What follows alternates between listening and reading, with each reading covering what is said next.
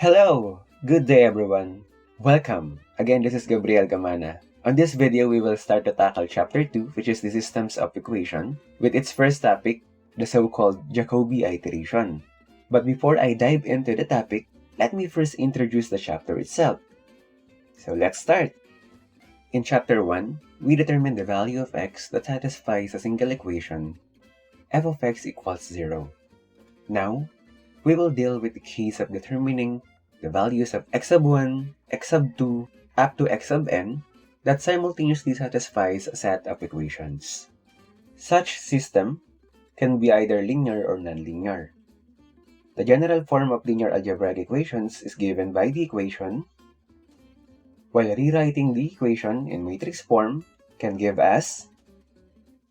And to solve the matrix form using exact solution, here are the list of topics that deals with the problem. And since these topics are normally discussed in advanced algebra, I'm not going to discuss it on this video. On the other hand, those matrix form can also be solved using iterative methods, as shown on this list, which will also be discussed in Chapter 2 under this video series. So let's dive into the first topic, the Jacobi Iteration. Jacobi iteration is a simultaneous correction method where no component of an approximation x sub n is used until all components of x sub n have been computed. We are going to rearrange the equation the same way as we do in fixed point method. So the Jacobi equation for the system of linear equation is... I know, it looks so technical, so let me explain it much easier. Say if we have a system of equations and we are asked to determine the point of their intersection. Under Jacobi iteration, we have to rearrange the equation the same manner as we do in fixed point method. Then, using this equation, we will implement the iteration process until we arrive on a convergence.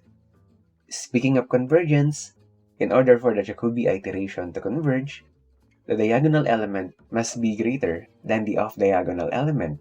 Such matrix is called diagonally dominant matrix. For example, we have a matrix and we are asked to check if it is a diagonally dominant matrix.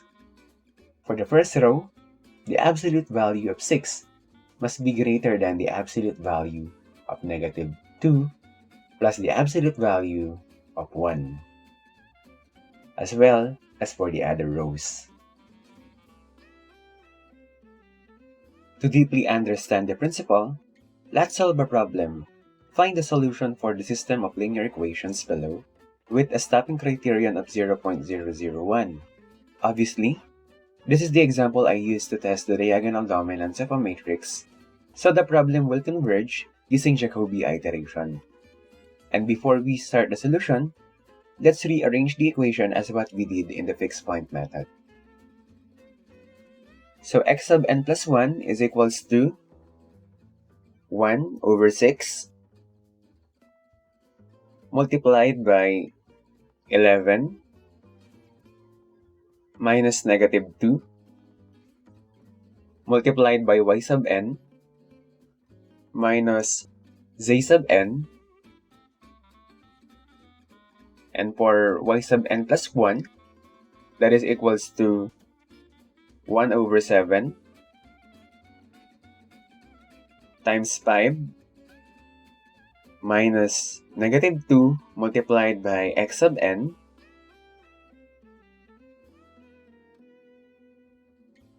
minus 2 multiplied by c sub n. And for z sub n plus 1, it is equals to 1 over -5 multiplied by -1 minus x sub n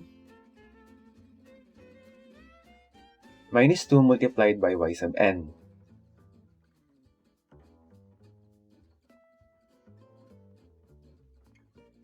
Using these equations, we can now determine the refined value of the variables. Let's set this area as the number of iteration.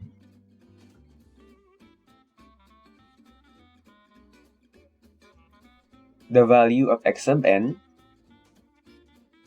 the value of y sub n, and the value of z sub n. To start the solution, let's have an initial guesses of -5, -4, -3 under the first iteration.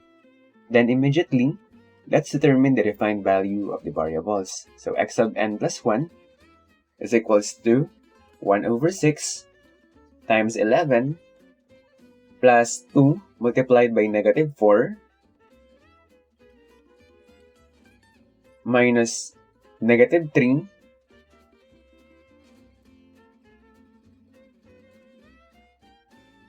and that is equals to 1.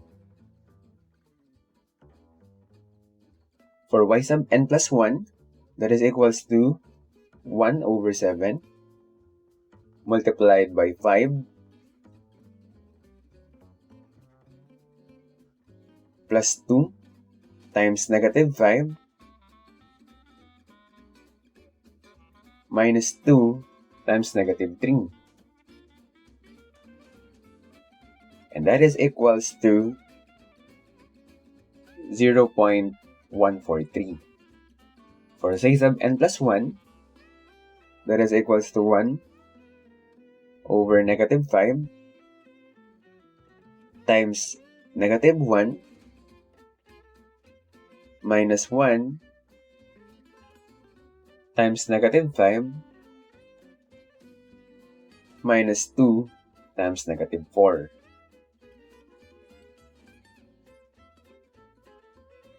And that is equals to -2.4. And for the relative error, epsilon sub x is equals to the absolute value of 1 minus -5 all over 1.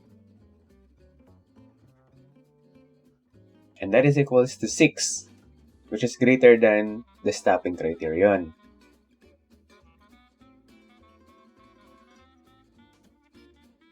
For epsilon sub y, that is equals to the absolute value of 0.143 minus -4 all over 0.143.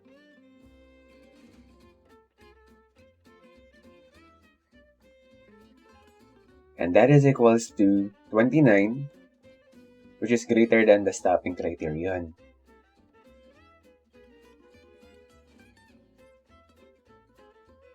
While epsilon sub z is equals to -2.4 minus -3 all over -2.4. Absolute value, and that is equals to 0.25, which is also greater than the stopping criterion. Since all the relative errors are greater than the stopping criterion, we will proceed the solution.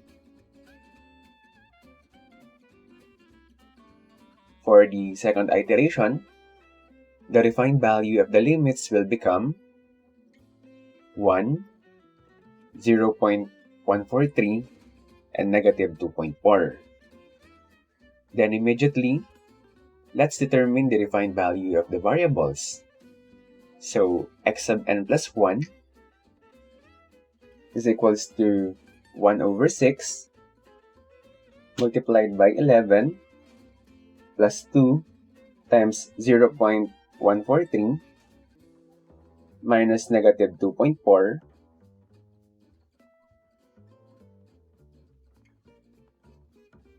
and that is equals to 2.281.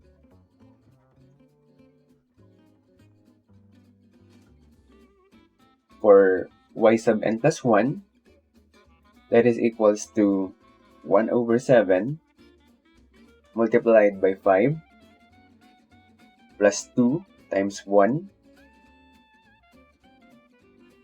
minus 2 multiplied by -2.4.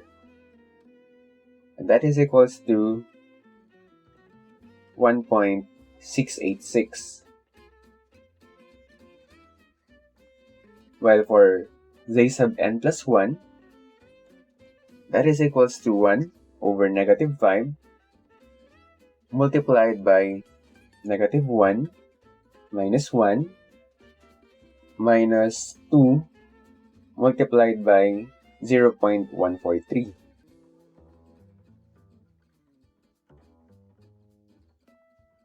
And that is equals to 0.457. For the relative error, epsilon sub x is equals to 2.281 minus 1 all over 2.281. Absolute value, and that is equals to 0.562, greater than the stopping criterion. For the epsilon sub y, that is equals to 1.686 minus 0.143 all over 1.686 absolute value, and that is equals to 0.915.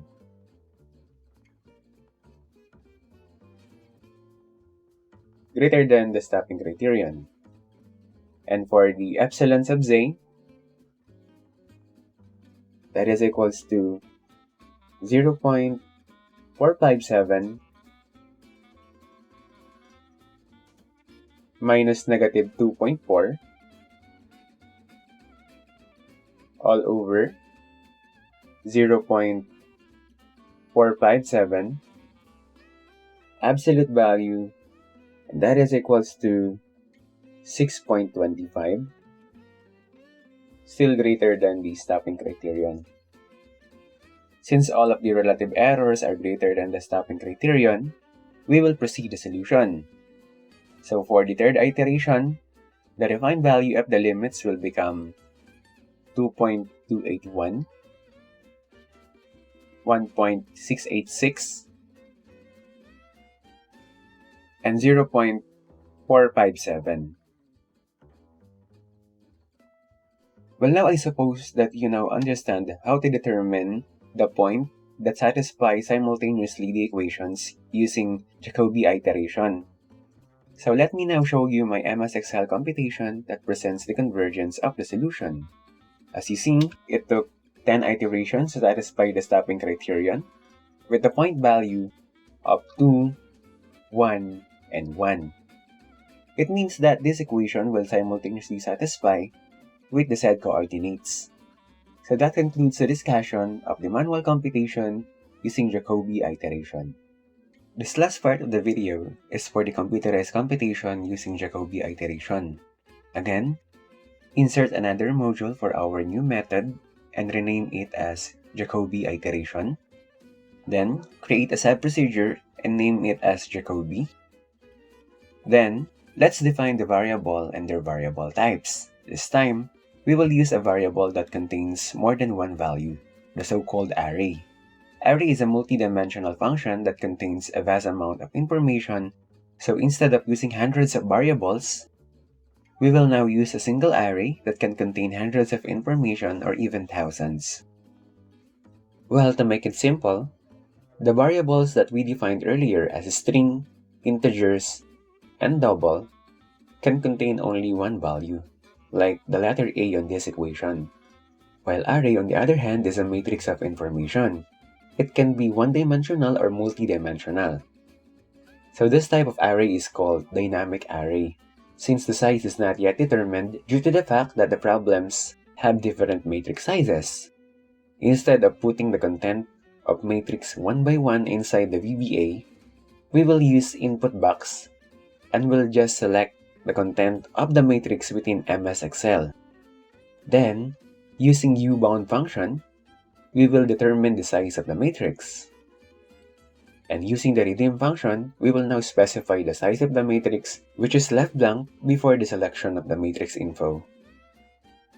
For the iterative process, we will use a series of do-until loops, where this line is for the summation part of the Jacobi iteration equation, or in simple word, the coefficient times the variables.